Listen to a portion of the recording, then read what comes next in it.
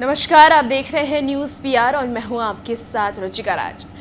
कल बिहार में विधानसभा के उपचुनाव में के नतीजे आ गए। नतीजे में हमने देखा कि किस प्रकार से दोनों ही सीटों पर जदयू की जीत हुई है। कुशेश्वर स्थान और तारापुर दोनों ही जगह जदयू के उम्मीदवार जीते हैं। लेकिन आज हम बात करेंगे तारापुर की। दरअसल तारापुर में शुरुआती से जहां आरजेडी आगे चल रही थी, वहीं जैसे जैसे समय बीतता गया और 18वें राउंड की जो काउंटिंग हुई उसमें पलड़ा उलट गया और जदयू आगे और आरजेडी पीछे हो गई। आखिर इसके पीछे की वजह क्या थी? कहां पे जदयू को सबसे ज्यादा मत मिले? इन सब बातों पे आज हम चर्चा करेंगे। हमारे साथ मौजूद हैं हमारे सहयोगी रंजीत झा। इनसे जानते हैं कि इनके अनुसार ये जो डाटा कलेक्ट किए हैं और संवाददाता ने जो जानकारी भेजी है उसके अनुसार कहां पर जदयू को सबसे ज्यादा मत मिले हैं और कैसे आरजेडी पिछड़ गई है।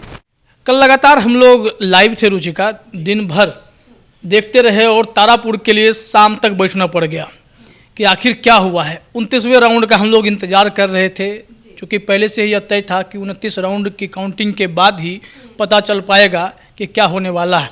दरअसल मैच एक तरफा तो था नहीं। तारापुर में राजीव सिंह और अरुण शाह के बीच में जो मैच चल रहा था वो रोमांचक था। सबसे बड़ी बात है कि 18वें राउंड तक राजद ने बढ़त बनाए रखा था। 3000 4000 का मार्जिन वहाँ पे चल रहा था और अचानक से 19वें राउंड में खेल पलट गया। वहाँ पर जदयू के उम्मीदवार जो है वो बाजी मारते दिखाई पड़े। और ये चमत्कार हुआ कैसे? हर किसी को यही सवाल है कि जो जीतता हुआ राजद हार कैसे गया और लटक लटक कर जो कछुए की चाल चल रहा था जदयू के उम्मीदवार जो वो जीत कैसे गए। इसी को लेकर के दिन भर चर्चाएं हुई। हम भी समझने की कोशिश कर रहे थे। जो वहाँ के स्थानीय पत्रकार हैं उनसे बात किए हमने। बातें करने के बाद और भी लोग हैं जो कई तरह के डिटेल्स इकट्ठा किए, फिर अपना अपना विश्लेषण किया। उन्हीं लोगों को आंकड़ों को समझने के बाद पता चला कि आखिर कहाँ गड़बड़ी हुई राजद से, कहाँ जदयू माइलेज ले गया। और ये जो पूरा मतदान की जो शुरुआत है उसमें आप जो वोटिंग हुआ था वहीं से आप पूरे खेल को समझना शुरू करेंगे और फिर रैलियों के हिसाब किताब को समझेंगे, फिर कास्ट पे आएंगे और फिर उम्मीदवार की बात करेंगे और ऐसे फैक्टर्स जो इसमें बदलाव ला सकते थे।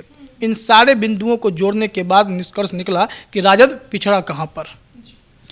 अब सबसे पहले देखिए जो मतदान का प्रतिशत था 2020 में जो विधानसभा चुनाव हुए उस वक्त 54% के आसपास, 54.5% मतदान हुए थे। लेकिन इस बार मतदान का प्रतिशत घटा। मतदान का प्रतिशत घटा मतलब बदलाव के लिए वोट नहीं हुआ। कई लोग या तो वोट देने नहीं गए या कई ऐसे लोग कहते हैं ना कि जब बहुत अधिक संख्या में वोट पड़ता है तो लोग कहते हैं कि बढ़ चढ़ के बाहर निकले हैं वोट देने के लिए बाहर। इसका मतलब है कि मतदान हुआ है और बदलाव भी होगा। अच्छा, कई लोग ये भी सोचे होंगे कि उपचुनाव है इसलिए भी वोट देने नहीं गए होंगे। वो फैक्टर्स, बहुत सारे फैक्टर्स काम करते हैं कि इसमें कुछ लोग जाते हैं वोट देने, कुछ नहीं जाते हैं। हालांकि वोट प्रतिशत जो है 4-5% का जो मार्जिन रह गया, तो उस मार्जिन के हिसाब से ही कह सकते हैं कि बदलाव होने वाली बात पहले से नज़र नहीं आ रही थी। सबसे बड़ी बात यह है कि वह इलाका किस चीज़ का है। कोयरी कुशवाहा बहुल इलाका है, यादव का भी वहाँ पे प्रभाव है। लेकिन यहाँ पर हुआ क्या कि तेजस्वी यादव और लालू प्रसाद यादव ने एक प्रयोग किया। उन्होंने वैश्य उम्मीदवार को टिकट दिया, अरुण शाह को। और अरुण शाह जब आए तो ऐसा लगा कि वैश्य के वोटर बटेंगे जो बीजेपी को वोट करते हैं। वैश्य के चक्कर में उन्होंने अलग अलग फैक्टर्स को दरकिनार कर दिया। और राजद के जो समर्थक थे, प्रचारक थे, जो ग्राउंड लेवल पे काम कर रहे थे, उन लोगों ने क्या कहा कि ज़रूरी है कि 10 टर्म से कोयरी ही विधायक बने। दरअसल मेवालाल चौधरी हो या शकुनी चौधरी का परिवार हो, इन लोगों ने जो राज किया तो ये सब उसी बिरादरी से आते हैं। और शकुनी चौधरी 7 में से 3 बार तो कम से कम राजद के ही टिकट पर विधायक बने थे। तो ऐसे में यह बात कहना कहीं ना कहीं कोयरी के प्रति एक अलग नाराज़गी दिखाई पड़ गई कि राजद ने यह कह करके कोयरी वोटर्स को निराश किया। ऐसा विश्लेषण है। एक विवेकानंद सिंह युवा पत्रकार हैं, उन्होंने भी अपने आंकड़े जाहिर किए, उन्होंने अपने तर्क दिए हैं। मैं उन तर्कों को भी शामिल करूंगा। और हमारे वरिष्ठ सहयोगी हैं, पुराने साथी हैं राजेश ठाकुर जी, उन्होंने भी इस मामले में जानकारी दी थी। उनके मुताबिक भी कई चीज़ें समझने की मैंने कोशिश की है, क्योंकि वो तारापुर के ही, वो हवेली खड़गपुर के रहने वाले हैं, तो उनके पास भी इन्फॉर्मेशंस बहुत थे। उन्होंने सारी चीज़ों को भी बताया हमें। रात भर हम लोग इस पर चर्चा कर रहे थे। तो एक फैक्टर तो यहाँ पे हुआ, कोयरी को आपने निराश कर दिया यह कह करके कि जरूरी है कि हर टर्म वही बनेगा, और वैसे वैसे का जाप इतना हो गया कि जो वोट का ध्रुवीकरण होना चाहिए था उस हिसाब से ध्रुवीकरण नहीं हुआ। तो हमारे पास लिस्ट है, कहता है कोयरी, कुर्मी, धानु, गंगोत्री, बिंद व अन्य अति पिछड़ी जातियाँ जो हैं वह ज़्यादातर एनडीए के पक्ष में चली गई, यह राजद के पास नहीं आई। इसके बाद जो हम लोग देख पाए, हमने शकुनी चौधरी को आपको समझाया कि 7 में से 3 बार वह राजद से ही जीते, तो फिर ऐसे में इस तरह की बयानबाजी भी सही नहीं थी। अब आप जरा सोचिए कि 18वें राउंड तक कहाँ का पेटी खुला होगा ईवीएम वाला, और वहाँ पे अरुण शाह आगे चल रहे थे और राजीव कुमार सिंह जो हैं पीछे हो गए थे। दरअसल है क्या कि जो इनको वोट मिला, मेरे पास जो जानकारी है उसके हिसाब से असरगंज, तारापुर में खास करके जब तक यहाँ से बक्सा खुलता रहा तो वोट जो है अरुण शाह को जाता रहा। अरुण शाह वोट पाते रहे, 3-4 हज़ार की जो बढ़त है वो बनाते रहे। लेकिन चूक कहाँ हो गई, जब हमने देखा कि टेटिया, बम्बर, हवेली खड़गपुर, संग्रामपुर, यहाँ पर जब ईवीएम की खुली है, काउंटिंग शुरू हुई है, तो यहाँ से जो जदयू ने पिकअप पकड़ा, खैर वहाँ भी थोड़ा सा मुकाबला रोमांचक होता रहा था। ऐसा नहीं है कि साफ पूरा का पूरा वोट जो है वह जदयू को ही वहाँ से पड़ रहा था। 19वें राउंड से 29वें राउंड की मैं बात कर रहा हूँ, बीच में तो एक बार 381, 481 और 700 का भी मार्जिन रह गया था, और आखिरी राउंड में जाकर के वो 3821 का फासला हो गया। और जो 3821 का फासला हुआ है उसमें से टेटिया, बम्बर, हवेली खड़गपुर, संग्रामपुर, इन जगहों पे लोगों ने टूट करके जदयू को वोट किया, राजद को वोट कम दिया। अब इसके पीछे की वजह बताई जाती है कि जो हवेली खड़गपुर का इलाका है और संग्रामपुर का इलाका है वह जयप्रकाश नारायण यादव के प्रभाव वाला इलाका है, जो राजद के वरिष्ठ नेता रहे हैं, केंद्रीय मंत्री रह चुके हैं, सांसद रहे हैं, विधायक रहे हैं, तो और लालू प्रसाद यादव के करीबी भी रहे हैं। लेकिन तेजस्वी यादव ने वैसे उम्मीदवार को टिकट देने के चक्कर में एक प्रयोग कर दिया, और प्रयोग किया तो इससे शायद कहीं न कहीं जयप्रकाश नारायण यादव की नाराज़गी हुई। और कोई भी ऐसा वरिष्ठ नेता यही नहीं चाहेगा कि जहां पर वह सियासत करता रहा है उनकी ज़मीन पर कोई और आकर के खड़ा हो जाए। उन्होंने अपनी बेटी को आगे किया था, उनकी बेटी पिछले बार 6-7 हज़ार के मार्जिन से हार गई थी चुनाव, दिव्या प्रकाश उनका नाम है, वो हार गई थी। लेकिन कोई ऐसा चाहेगा तो नहीं चाहता है। इसके बारे में यह भी कहा गया कि वहाँ के स्थानीय पत्रकारों के हिसाब से अगर वो ठीक से कोशिश करते तो शायद हवेली खड़गपुर और संग्रामपुर में जो मतदान का जो मामला है, जो वोटिंग प्रतिशत है, वह राजद के पक्ष में जा सकता था, लेकिन ऐसा हुआ नहीं। यह थोड़ा सा बदलाव हमें देखने को मिला कि एक नाराज़गी राजद की ओर से यह भी कमी रह गई, शायद जयप्रकाश नारायण यादव को मनाने में वह सफल नहीं हुए। वहीं कोयरी समर्थकों को समझाने में, कुशवाहा समर्थकों को समझाने में शकुनी चौधरी और उनके जो परिवार के लोग हैं, चाहे बीजेपी कोटे से जो मंत्री हैं सम्राट चौधरी या उनके छोटे बेटे रोहित, ये सब लोग जो सफल हुए। चूँकि नीतीश कुमार कोई भी गलती नहीं करना चाहते थे, उन्होंने रोहित को जदयू में शामिल कराया। सम्राट चौधरी ऑलरेडी यहाँ पर हैं। एक नाराज़गी थी कि रोहित को टिकट मिलना चाहिए था, लेकिन जदयू ने मैनेज कर लिया। और यहाँ पर सबसे बड़ी बात है कि नीतीश कुमार ने सबसे बड़ी जिम्मेदारी यहाँ पर ललन सिंह को दे रखी थी और अशोक चौधरी को। अशोक चौधरी वहाँ पर थे और ललन सिंह थे। अब ये दोनों जो सूरमा वहाँ पर रहेंगे तो स्वाभाविक तौर पर ज़मीन को मजबूत करने की कोशिश करेंगे, और जदयू के लिए यह जीत बहुत मायने भी रखती थी क्योंकि उनके विधायक भी अब थोड़े बढ़े।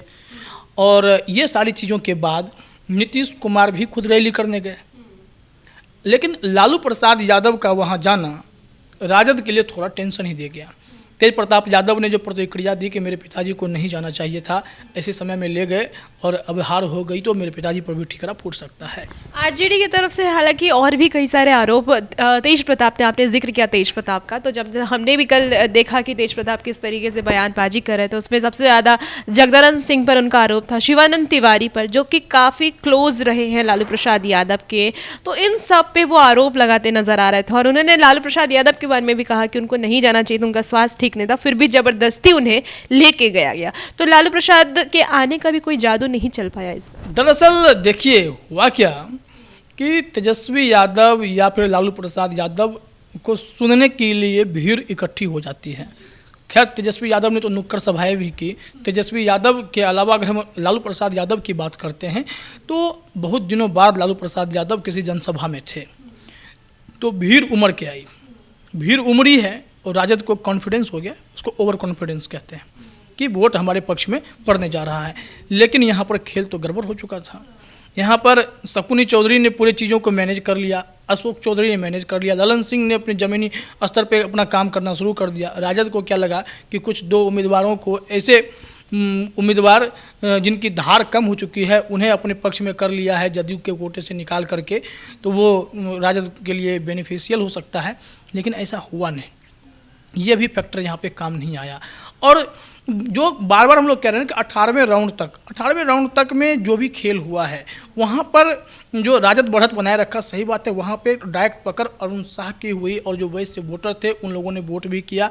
लेकिन आगे जब जैसे हम बढ़े और जो इलाका फैलता गया, जब हम आगे यहाँ पर जो मुख्य रूप से अधिक संख्या में वोट हुआ हवेली खड़गपुर में या संग्रामपुर में या टेटिया बम्बर में, ये सारे जगहों पे वोट जो है अधिक से अधिक मात्रा में वह चलता गया जदयू के पक्ष में, राजीव सिंह के पक्ष में चला गया। तो इसका एक सीधा असर आपको देखने को मिला। अब हम थोड़े से आंकड़ों की बात कर लेते हैं। जो हमारे पास आंकड़े हैं उसका भी कहा गया है कि अगर मार्जिन देखा जाए राजद और जदयू का, तो इसमें कहीं ना कहीं राजद के लिए एकदम निराशा वाली भी बात नहीं है। जो इन्फॉर्मेशन हैं, जो आंकड़े कहते हैं कि 2020 में 64,468 वोट वहाँ पर तारापुर में मिले थे इनको, जदयू को। और जो हमारे पास 2021 के आंकड़े हैं यह है 79,090 वोट। मतलब है वोट में तो बढ़त हुई है, 14,622 वोट टोटल जदयू को ज़्यादा मिले। ये हैं 2021 के मामले। 20 और 21 को अगर हम ये कंपेयर कर रहे हैं तो उसके मुकाबले 14,622 वोट ज़्यादा मिले। अगर हम फिर राजद की बात करते हैं तो राजद को 2020 में 57,243 वोट ही मिले थे और 2021 में यह 75,238 वोट हो गए और कुल 17,995 वोट अधिक मिले। अगर ऐसे तुलना करें तो जदयू से अधिक वोट मिले हैं इस तुलना के आधार पर। अब इन सारे चीज़ों को जब आप देखते हैं, बाकी कांग्रेस का करें लोजपा का करें तो खैर छोड़िए, उनका करने की कोई ज़रूरत नहीं है, क्योंकि इस बार लोग कहते हैं ना कि 2020 में बहुकोणीय लड़ाई थी कि हर एक दल के ऊपर एक जिम्मेदारी थी। चिराग पासवान के उम्मीदवार को 10,000 से अधिक वोट मिले थे, कांग्रेस वाले भी, निर्दलीय वाले भी। और कांग्रेस का खैर गठबंधन था, निर्दलीय में जो राजेश मिश्रा खड़े थे इस बार कांग्रेस से खड़े हो गए, उनकी जमानत तक जब्त हो गई है। तो ऐसे में इस बार बहुकोणीय ना होकर के दो दलों के बीच की लड़ाई हो गई, राजद और जदयू। और जदयू के लिए बेनिफिट यह था कि उनका गठबंधन एकजुट था एनडीए का, और राजद बिखर चुका था, कांग्रेस अलग अलग उम्मीदवार। तो ऐसा माना जा सकता है कि कुछ लोगों ने वोट काटा। अब चंदन सिंह ने वोट काटा। अब इसके बाद आप राजेश की बात कर सकते हैं, राजेश मिश्रा की बात कर सकते हैं, इन लोगों ने वोट काटा। तो ऐसे में धीरे धीरे अगर ओवरऑल देखें तो राजद को नुकसान हुआ। और जाति के पॉलिटिक्स की हम बात करते हैं तो इससे हम इनकार नहीं कर सकते हैं। अगर सिर्फ आप वैश्य के सहारे हैं तो अब यादव ब्राह्मण मुसलमान का वोट भी बटा। और मार्जिन अगर देखा जाए 3,821 कोई बहुत बड़ा मार्जिन नहीं है, लेकिन कई छोटी छोटी बातों ने असर किया। और इनके छोटी छोटी मेहनत अगर हो गई होती, कांग्रेस अगर निराशा जो है कांग्रेस को हो गई थी, अगर वो कांग्रेस साथ दे दी होती तो फिर लालू प्रसाद यादव का विजय पताका वहाँ पर लहराता दिखाई पड़ता और अरुण साह सामने आ जाते।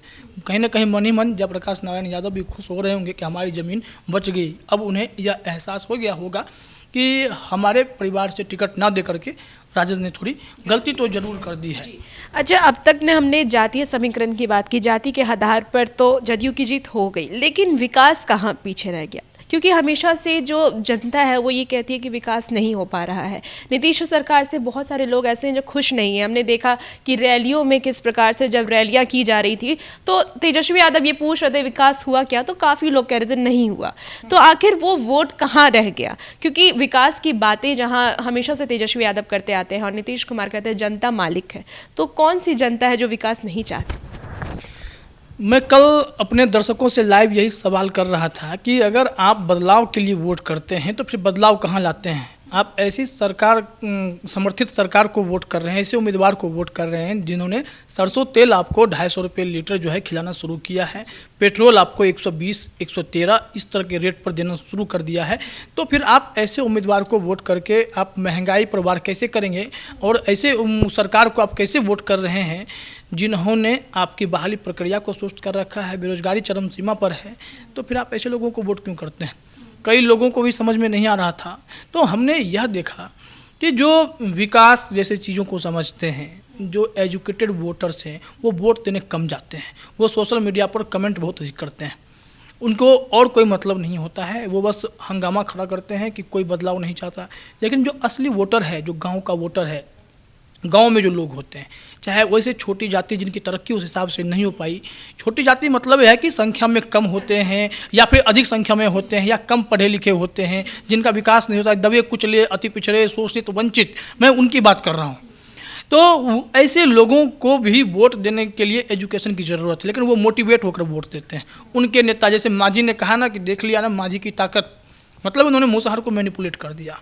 ऐसे में जो नेता जाते हैं वह कहते हैं हम तुम्हारे मसीहा हैं, वोट हमारे कहने पर करो तभी तुम सुरक्षित रहोगे। तो विकास यहाँ पर फिसड्डी हो जाता है। इसमें ऐसा भी तो नहीं है ना कि जैसे कि हमने कई सारे तस्वीर देखी कि पैसे दे करके लोगों से अपील की जा रही थी कि आप वोट करिए, किसी को साड़ी दे करके अपील की जा रही थी, और भी सही कई चीज़ों तरीके से, मतलब पॉलिटिकल स्टंट आप कह सकते हैं इसको, कि ये वजह से भी तो कहीं जदयू आगे नहीं हो। नहीं, आप डायरेक्टली इस तरह के कोई आरोप नहीं लगा सकते हैं, लेकिन बस ये बात है कि ये सारे फैक्टर्स की चर्चाएं हमेशा चुनाव में होती हैं कि ये सारे फैक्टर्स काम करते हैं। मैंने क्यों कहा कि ऐसे लोग जो पिछड़े तबके के लोग हैं, जो एजुकेशन से अधिक इन सब चीज़ों में भरोसा कर जाते हैं, मैनिपुलेट होने में सारे बातों का आप जिक्र कर सकते हैं जो आपने अभी स्पष्ट रूप से कही हैं। ये सारे फैक्टर्स काम कर जाते हैं, ये सारी चीज़ें काम हुई हैं तभी जा कर के एक होते हैं ना कि एक झुंड में जो बोलते हैं एक मुश्त वोट तय हो जाता है 48 घंटे पहले, 24 घंटे पहले कि नहीं इस बार जो है वोट इस दिशा में जाएगा, और उनके जो नेता होते हैं जो अपील करते हैं वही असर देखने को मिलता है। और नीतीश कुमार और लालू यादव के कुछ स्टेटमेंट को भी हमेशा मीडिया जिक्र करता है कि चुनाव के दौरान जब ये जिक्र होता है तो उसका असर पड़ता है।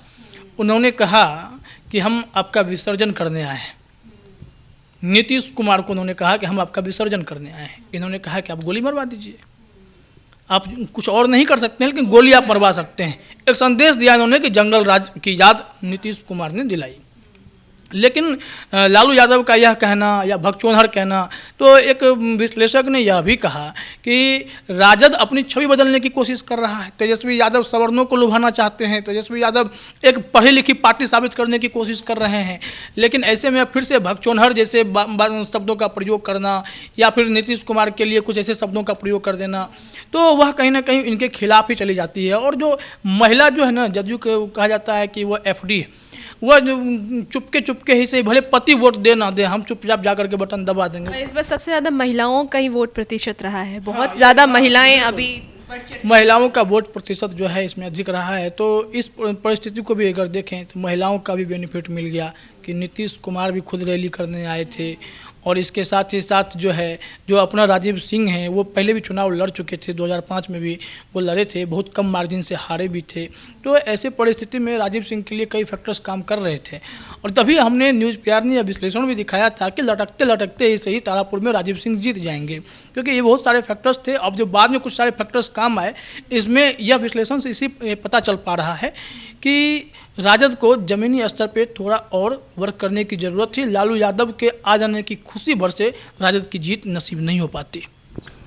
तो जैसा कि आपने देखा कि इस विश्लेषण में साफ तौर से सारी बातों का जिक्र किया गया है कि कौन कौन से ऐसे फैक्टर थे जिस वजह से जदयू जीत गई। हालांकि तारापुर में शुरू से ही पहले राउंड से ही RJD आगे चल रही थी, यानी अरुण शाह वहां से उम्मीदवारी कर रहे थे और वो आगे चल रहे थे। लेकिन जैसे जैसे समय बीतता गया, आप कह सकते हैं बैलेट पेपर की गिनती हो गई, उसके बाद जब EVM पे आए 18वें राउंड के बाद पूरे की पूरी जो प्रक्रिया है वो जदयू के खाते में आ गई, यानी कि पूरा जो नतीजा था वो जदयू के खाते में में आ गया। हालांकि उसके बाद भी कई कम डिफरेंस थे, कहीं ना कहीं ऐसा लग रहा था कि चुनाव दिलचस्प होता जा रहा है, नतीजे दिलचस्प होते जा रहे हैं, कोई भी आगे हो सकता है, लेकिन अंतिम में राजीव कुमार सिंह ने वहां पर जीत हासिल कर ली है। और इसका कहीं ना महिलाओं का जो इस बार वोट प्रतिशत था वो भी काफ़ी ज़्यादा देखने को मिला दोनों ही जगह पर। तारापुर की बात करें, कुशेश्वर स्थान की महिला सबसे ज़्यादा वोट देने इस बार गई हैं और ये भी एक वजह है कि इस बार नीतीश कुमार को सबसे ज़्यादा वोट मिले हैं, क्योंकि नीतीश कुमार जब से अपनी सरकार बनाए हैं तब से महिलाओं को हमेशा से प्रायोरिटी पर रखते हैं,